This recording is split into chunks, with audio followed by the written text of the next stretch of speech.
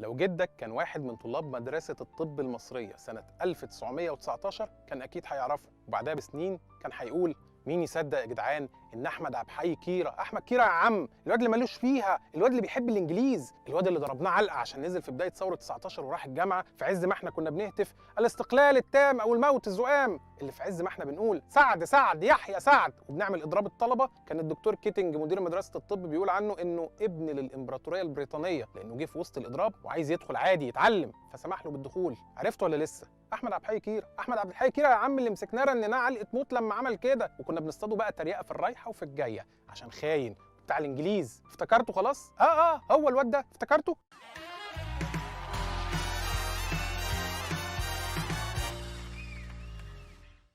هو اللي نازل فيه الاعلان ده، اقبضوا عليه حيا او ميتا. اسمه احمد عبد الحي كيرة، كيميائي، كان طالبا في مدرسه الطب، خطير في الاغتيالات السياسيه، قمحي، متوسط القامه، وعمره 28 عاما. احمد عبد الحي كيرة يا ساده، وبخطه خداع ممتازه استغل فيها حبه للمغامره واجادته للتنكر، كان قصاد الناس الشاب التافه اللي بيحب الانجليز وملهوش في السياسه، انما في الحقيقه كان احد اعضاء التنظيم السري لثوره 1919، وانكشف دوره الوطني العظيم في تحقيقات مقتل الساردار البريطاني سير ليستاك. وساعتها اتعرف ازاي انه كان بيدخل المعامل يجيب المواد الكيميائيه اللي بيديها للمناضلين والفدائيين يصنعوا منها قنابل يقاوموا بيها المحتلين الانجليز. المخابرات البريطانيه اتجننت ازاي يتعمل فيها ده وبدات تطارده. في الوقت ده القيادات بتاعه التنظيم السري لثوره 1919 نجحت في تهريب كيرة بجواز سفر مزور لليبيا ومنها لاسطنبول تركيا، وفضل الكل يحكي حكايه كيرة، وخصوصا ان في كلام انه كان بيحب نازلي وانه كان هيتجوزها، لكن سبقه الملك احمد فؤاد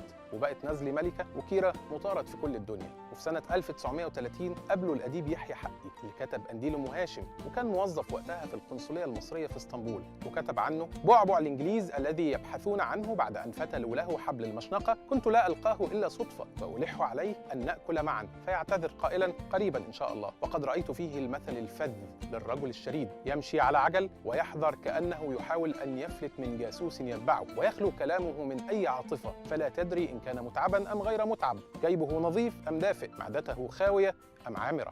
وكتب يحيى حقي بيكمل: حاولت أن أعرف أين يسكن فلم أنجح، وقيل لي أنه يسكن في 3 شقق كل منها في حي بعيد عن الآخر، ولا ينام في فراش واحد ليلتين.